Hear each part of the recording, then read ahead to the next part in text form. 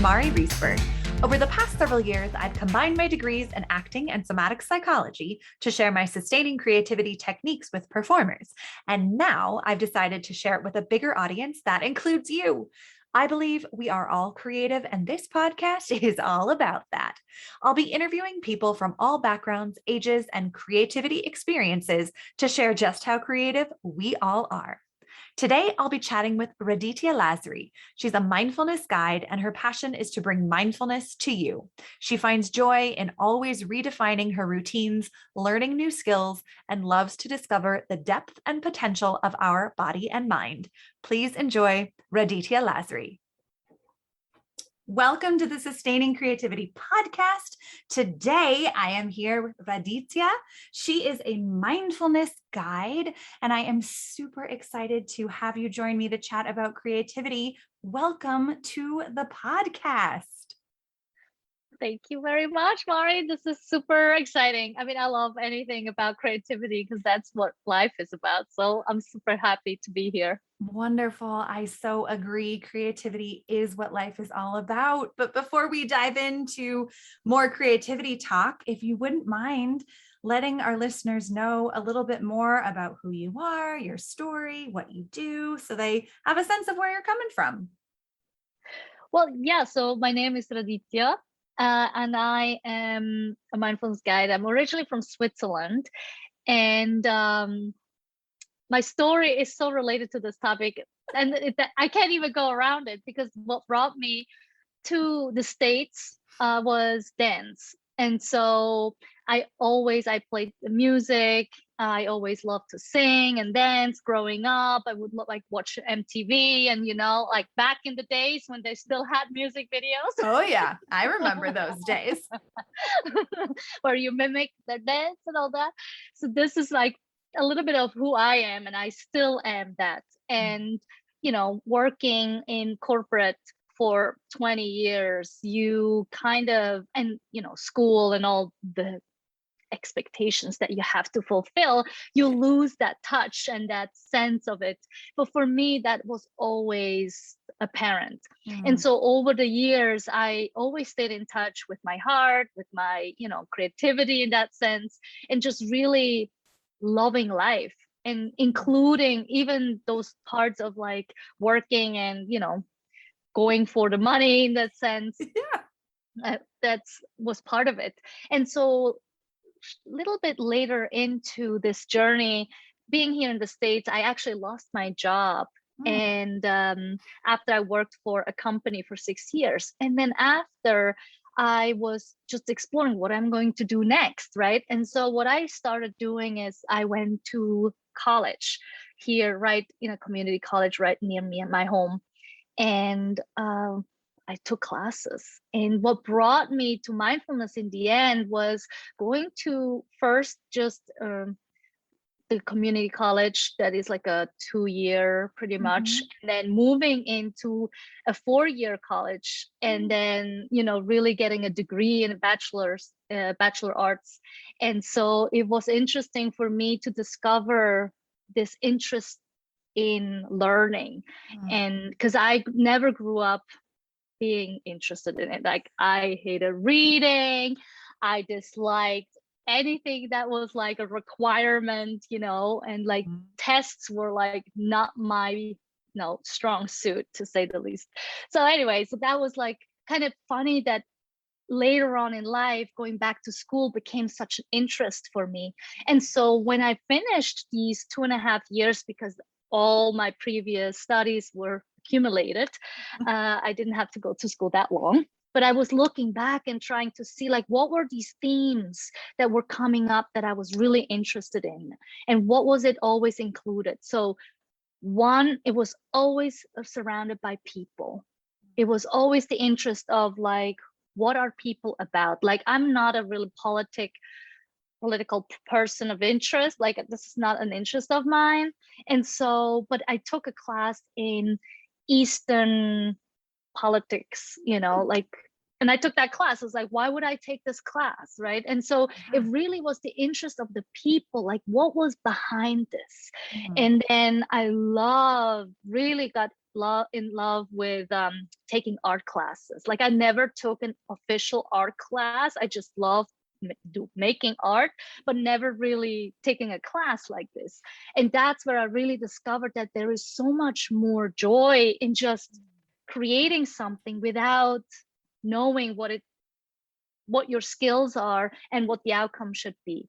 And so these were like two different things that came together. And yeah, mindfulness then just popped into one of my final classes. And so this is like, it really came together as one after many, many years. Yeah. Oh my goodness. I love all of this. I mean, just hearing the bits and pieces of, trying new things. There's so much creativity in that, and being inspired by things that you wouldn't have thought would inspire you. So much creativity. And coming back to mindfulness, there's that connection to the self, which is all about creativity, having that personal experience and then sharing it with other people. So I love all of how it weaves in and out, and creativity and mindfulness, how well they support each other and go together. So super excited to ask you all of the questions. So to start us off, what does it mean to you to be creative? The one thing that really comes up for me is to discover things I didn't know. I love that. Oh my gosh. Say that again. To discover things I didn't know. It's really what creativity is for me. Yeah. What a beautiful, that's a new definition of what creativity is. And I love how specific these definitions are to people. And I think it's amazing. So awesome. How does that show up in your life on a regular basis, do you think? Well, the funny thing is, I don't think about it as like I'm going to be creative now, right? Maybe in the after fact, if I'm looking back, it's like, oh, that was a pretty good idea, right? It's like, oh, I didn't even think that would work or anything, I think in my daily life, I would say it's just to maybe use tools that I didn't think using. Like I'm just earlier, I was thinking about, dinner. And I love when I have a bunch of started things in the fridge and I was like, okay, I'm not going to throw this out.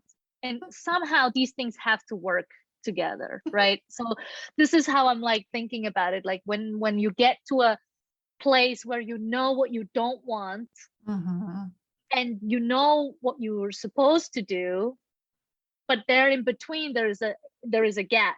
And then that's where I find that's creativity that I would implement, right? Like, okay, what I'm going to do with this? How can I use the tools that I have, like the food that is left?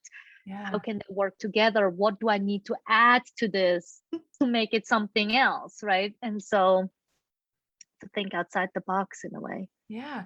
And how does mindfulness show up in that, do you think? Well, the funny thing is when I was thinking about creativity as a whole, like being courageous is actually one word that comes up.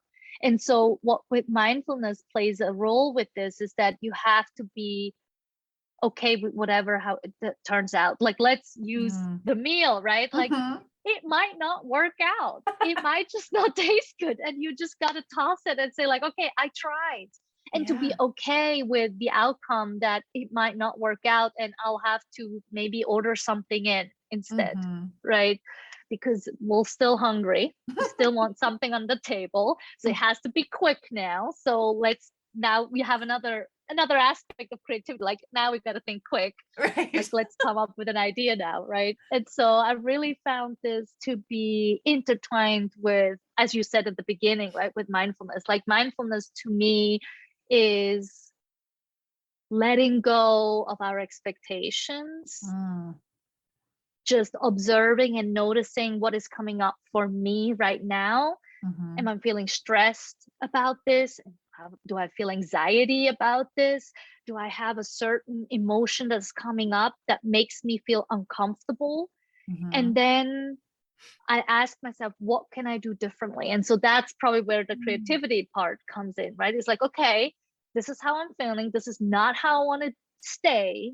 Mm-hmm. And now I got to take a moment and find a better way. And then it's either a new thought, maybe a different idea, maybe a conversation with someone or something that will then lead me to something else. But first and foremost, I have to be courageous to make that move, and also be welcoming something I didn't know, which covers your original question. All of that. Oh, I mean, it brings up so many more questions, but also just so many pieces about how mindfulness really supports uncertainty and creativity thrives in uncertainty. And what you were describing about that courageousness, or having courage to try something, and maybe it'll fail and maybe it'll be amazing. I wonder, do you feel that you come at creative challenges in a similar way, or do you experience it differently? Yeah, I thought about this question because I really found it interesting that I find creativity never to be the challenge. Mm-hmm. You know what I mean? Like for me, creativity is the solution to a challenge, but I never see creativity actually being a challenge. Oh, I because love then it. to me, then I mean, maybe I should be defining what is creativity, right? Because if it can't, I mean, that's pretty much. I guess there's, for some people, they get caught up in their head when they're trying to do something creative, or they have that self-doubt or self-talk about, oh, it's not going to be good enough. But it really sounds like you have your mindfulness skills really show up in those moments and give you that extra courage to say, we're going to try it anyway. And it will be what it will be. Yeah, definitely. Yes.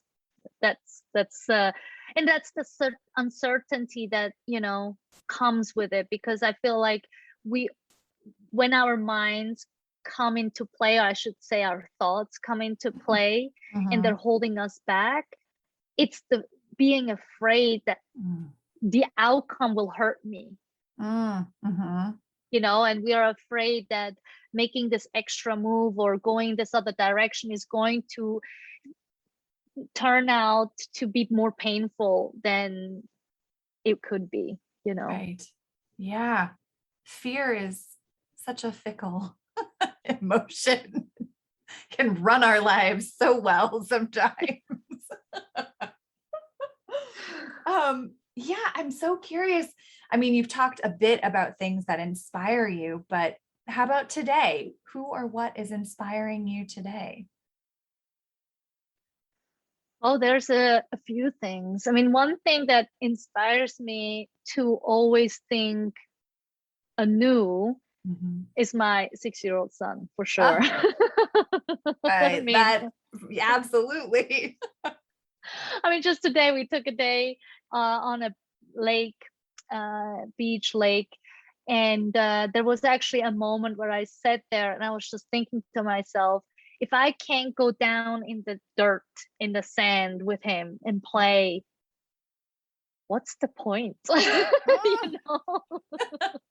Yeah. Like, what's the point in general? And it just brings me to more of this other curiosity of like, okay, what else am I missing that could bring me more joy, that is outside of our expectations? And again, the expectations might not be what I think my expectation is, but possibly something that's already implanted in me that is expected by society, how I should be functioning, right? Absolutely. I love that you bring creativity into that and say, how can I, what's the point? How can I do more? How can I bring more joy? Because I really find that creativity supports more joy and happiness in our life. And who doesn't want more of that? So I love that your 6-year-old is inspiring you to find more joy and get dirty and, play. Yeah. I mean, if it was only that easy, right? Right. Exactly. But having those moments, it sounds like those are the ones you carry with you. It's not necessarily I don't know. I think it's not the material things, it's the moments you share with others that you're speaking of, and that, what inspires you or brings you joy. Yeah, and also, I mean, the one thing, not to take away too far, but it's like what I was just thinking about the past few days, which is funny because it's like really this how we relate to materialistic things versus experiences, right? I mean, just think about gifts. Yeah. And, gifting someone an experience versus gifting someone an actual thing, right? And so, I mean, that there alone is like you need to think more to give someone an experience than just gifting something you buy in the store. Not to say that they are not valuable, but it's also how we relate to them, how we think about things, right? That unless it's something tangible, it has more worth than an experience that is gone in a split of a second. That you're left with the memory. Yeah. Oh, so fascinating to think about how creativity shows up in that space and how mindfulness shows up in that space, making that conscious choice to provide an experience for someone and how much creativity goes into it. Yeah, exactly. I love it. Well, thinking of kind of creativity and your son playing makes me want to ask, is there something that you have always wanted to try and you haven't yet? Is there something new you want to try in your life? Like if we're talking crazy or just as crazy as you want. Off the charts. Go for it. I mean, I always would love to like jump out of a plane. Let's put it that way. Okay. I actually just had a friend who did that the other day. I was like, oh yes. Where was my invitation? No. That's amazing. Yeah, what is it about jumping out of a plane that calls to you? Well, I love birds. And so just that feeling of, we're just gravitated. I mean, it's like gravity is holding us down. And so to levitate it, to just be in space, would probably be just what is that feeling like? Because unless I am in space myself, I would never know, right? Yeah. I love how thinking about doing trying something new gives us the opportunity to think in a different way, to think of how that experience could be, what it would feel like, smell like, sound like, and have a sensory imagination exploration, and how much creativity goes into that. I love it. It's a new way to think about why you want to try something new, I think. But it sounds like you have a fair amount of community with your mindfulness and through school. And I'm sure having a 6-year-old, there's community that comes along with that. But how does your community impact or influence your creativity?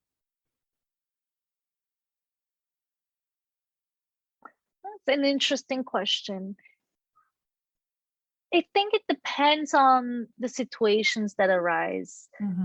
I can't really say how, because in the end, I think how it influences me is more that I think I'm the one that brings the creativity sometimes to the table. Well, actually, that's not so true. I think it's all depends on the situation. I think it depends on the limitations that we have on our own, right? And so wherever someone in that community has a limitation, that's where someone else brings the creativity forward, right? Like where someone doesn't have that limitation, they'll be like, how about we do it like this? And then it's like, sometimes it needs convincing. And sometimes they're like, yeah, sure, let's try, right?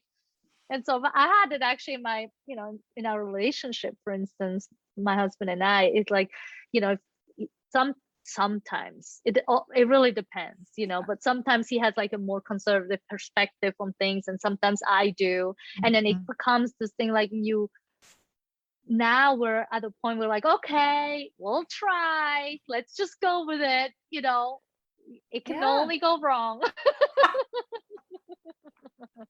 I like that perspective. It can only go wrong. And then you're surprised when it doesn't, right? Yes. Oh, that's amazing. Yeah. I think that's so interesting that to see that you bring the creativity in certain aspects and other people bring the creativity in other areas of community. And I was thinking of this question as you were talking. Not having grown up in the United States, do you feel like creativity was expressed or experienced in a different way in Switzerland than it is here in the United States, having a 6-year-old here? I can't really compare it to his age right now. Or I should start it first, what comes up for me first, and then I think there is something to say there. But what I noticed in I came here when I was 23. And so that was like a different experience, like age-wise, right? You have already done your school stuff. You're not really in this. At that moment, I really felt I have more opportunities here to be creative. Like I had this impression, and it might be true. Like, for instance, also why I don't want to go back and why I want to stay here is because I feel that my son will have more opportunities to choose a profession that is more creative, where he can pick, dance, music, draw, to paint, like arts, right? To be one of his major. I don't think in Switzerland I had these opportunities in that way. I think it's a very, not limited. I would just say like they're just focused more on like the academics and like more on like office work than they are on the other types of work. There are great artists, in Switzerland, musicians and artists, painters and sculptors. And I don't know how they got there. That's more of like, oh, I didn't even know. Like coming here, I find them. I hear about them. I was like, oh my God, how did I not know about them, right? Yeah. And so I wonder where and how they got through. I think that has to just be a very individual interest of wanting this really badly, like knowing from the get-go, this is what I want and have to do to be happy, right? And here, I think there is already a more broad way of bringing this to you. And then again, when I think about my 6-year-old being now going into 2nd grade, I do feel they're at early age much more focused on academics. They do arts, they do singing, they do technology. So they do have this aspect as well. I feel like it's more of the context of maybe, the focus on reading and writing and, that they're putting a lot of focus on that aspect. That makes me feel that way. Although I don't feel like it has had a negative impact. Because I remember before he went to school and my friend would tell me, it's like, oh, they have homework, every day. I'm like, homework every day? I didn't have homework until it was like in 3rd grade or something, Yeah. And so I'm like, that's crazy, no? And now I realize like, maybe it's not that bad because it's not such an abrupt, introduction, Yeah. because it's very easy, very simple. It's a couple minutes here and there, Mm-hmm. and so they gradually get you into this mindset. And I think it just is important as a parent to not lose that sight, to keep Mm-hmm. seeing great, like, I mean, I fall into the same traps, like I'm no angel here. Is that to really, like today, have more of these days, really encourage kids to Yeah. have more of these creative moments where they lead the way and they tell Mm. you what they want to do and how they want to do it, because in school they are being told from such a young age what they have to do, how do they have to do things. And I just heard maybe a few months ago that after, I think, when you're 5 6 years old, the creativity goes down. And I Mm. can now understand why. Is because in schools it's not told, hey, by the way, you got to stay creative, right? Because that Yeah. has to come from other places.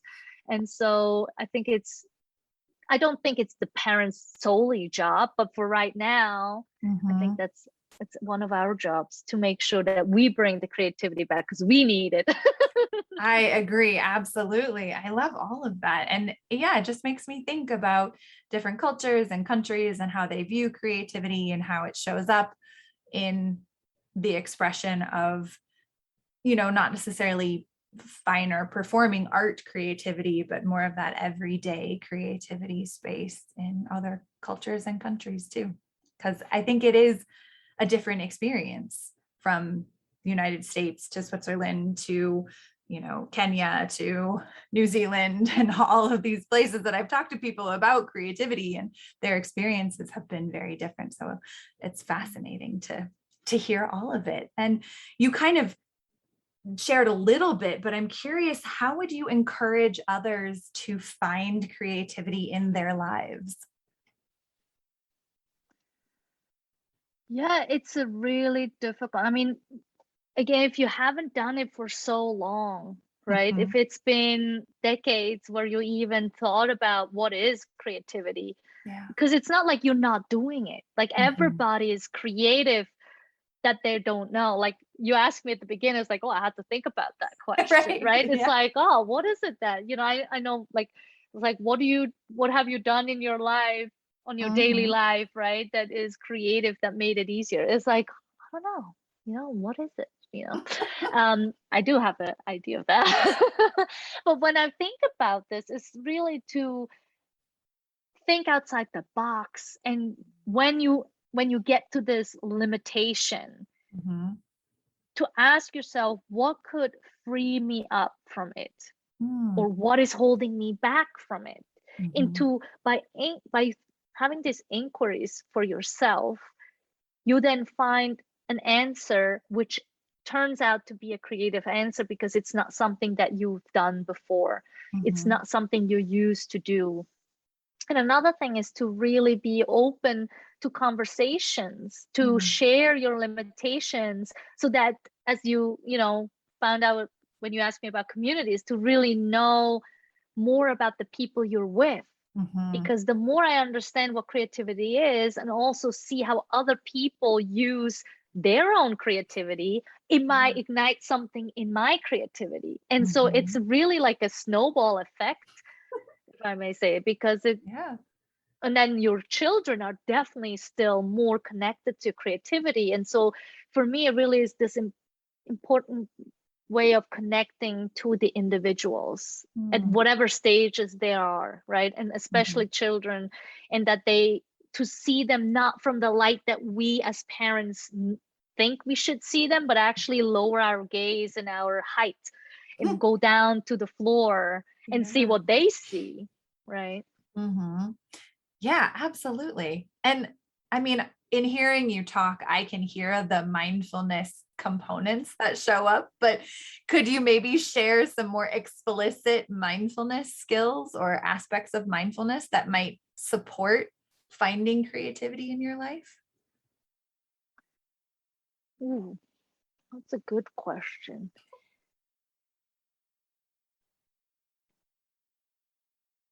I mean, for me, it's just to pick up a piece of paper, a pencil, some colors, and just draw something like it, or pick a song or music and move to it, you know, to really like get in touch with that, what's in your body, because I feel like we are not connected to our bodies enough. And so by using something more in our fingers and hands and like in our bodies, I feel like that kind of like loosen it up. I mean, to me, it's so difficult to comprehend or to find out like how would someone who might not be as creative, what is missing in their lives. And usually it's as simple as, you know, moving and not being stuck, physically stuck, right? Like we're stuck in our thoughts. Right. That's already one. But usually that's a reflection of how our bodies are feeling and that we're stuck in our body somehow. And so by just, and the funny thing is, and you probably haven't witnessed this before, but when you tell someone like, oh, we're going to draw something, initiate the question or the answer right away is like, I can't draw. Yes, absolutely. And that's already the point. It's like, so what determines that you can't draw? You can't put a pencil or a colored pencil on a piece of paper. You can't do that. Yeah. And so it really is like that limitation right there, right? Like we don't even see that we can do that. And you had a post about this, right? Like creativity is not, I don't remember what the beginning was, but I know it's how we are operating. Yes, I post that today, John Cleese. So, you know, creativity isn't about talent. It's how we operate.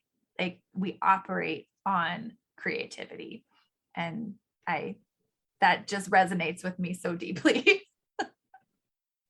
And that's the total description, because we think we have to have a talent to be able to draw to, and again, creativity is way beyond drawing or dancing or any of these performing arts that you also mentioned before.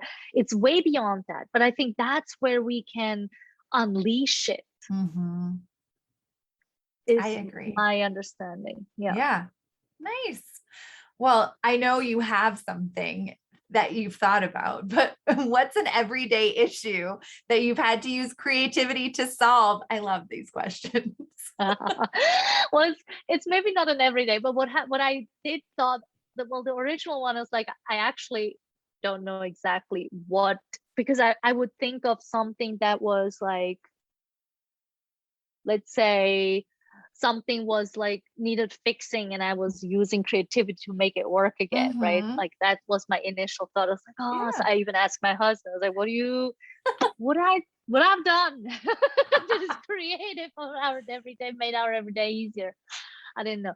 So the one thing that I thought about today was that in the past, so I was saying like for the past 20 years, or 20 some years, I've been working in corporate. And I think I was really courageous in some ways, or it started off not so courageous. It started off after arriving in the States, not finding a job for a year. And then finally someone called me. It's like, hey, you applied here a year ago. Oh my goodness. You want this job. And it started off as an intern, and then it turned out to be a full-time position. And I think the creativity I used there is because I started as an intern that had low hours, low income. I would always ask for a raise every year. I mean, at the beginning, every other month. So that's creative, right? That is, and I love it, as you should. And every year I would then, once I had a certain level, I would just wait every year. I would come back, it's like, oh, I think it's about time, you know, to get another one. And that was one. And the other one was in the same company, because of this internship where there was like 20-hour limit and that expanded to 40 hours, that I said, I'm staying on hourly rate and I will always have Wednesdays off. And so that, and I don't remember, like in these 20 years, I probably worked in such a manner for most of it. Mm-hmm. I never really had a salary. Mm-hmm. I always worked hourly. Mm-hmm. And that gave me the freedom of not having to work these 40 hours every week and Mm-hmm. had to deliver to that. I was delivering, so I was earning what I was making. And so giving myself this freedom to also say like, okay, I'm only coming in for these days, and whenever I work more than 40 hours, I get overtime. So it would give me these opportunities to just arrange my everyday how I wanted it to be, but also what they needed. So it was like a real good collaboration between two parties. And I think, especially in the world that we're living in today, where everything has gone upside down and everything is changing, people are changing positions and all that. And I understand the fear of not having an income, but I also think that we have to have the courage to let people know where our boundaries are, where our limitations are. And with that can come the creativity between two parties to say, okay, I understand. These are your boundaries. Here are mine. Right. And then where do we intersect? Yeah. And I think this is where I see the future of working with people to be a creative collaboration and not a fixed set of how we have to work to make it work, because we are human beings and we all want something from it. And so, yeah, that's pretty much what I thought about today. That's like, amazing. this is I mean, great. to think of how creativity can show up with setting boundaries for a work schedule. I mean, I guarantee you, many people were not thinking about that when I asked this question of what are everyday issues that you've had to use creativity to solve. And to think that you use creativity to make the schedule that works for you and supports you and still supports the company. That is creativity in action, I think. Well, it has been such a treat to chat with you. And I have one last question. What does it feel like in your body to be creative? It just feels very freeing. It gives me opportunities just to be free and coming back to what I would want to do, that feeling of just levitating. I think it's the right word. I'm not sure. Floating, levitating. Yeah. Floating. There you go. It's really the expression of like, I accomplished something, it just makes you feel confident and just full of life, and you just want to do it again. But yes to all of that. I want that. And I love that is your experience of creativity. So thank you so much for taking the time to chat with me. And if people want to learn more about what you do, how would they go about doing that? Well, I have a website that they can go on. It's mindfulbeingllc.com. I have, under the same name, I have an Instagram account, mindful.being.llc. I think it's still LLC. I don't know if I changed it to just Mindful Being. No, it's still Mindful Being LLC. And then on Facebook, you can find me there. And LinkedIn under Raditia Lasry. So I'm on social media. Perfect. Trying to be creative with that though, nothing too crazy. And so that's where you can find me. And there's always going to be some workshops here and there. I always love to work with people directly. I have meditation sessions every week, 2 times a week, Mondays and Thursdays, 8:30 p.m. Eastern time. And so that's where you can find me. Wonderful. I'll put that in the show notes so everyone has easy access. And again, thank you so much for sharing all of your pieces about creativity and mindfulness today. Thank you so much for having me, Mara. This was so much fun. I agree. It was so much fun.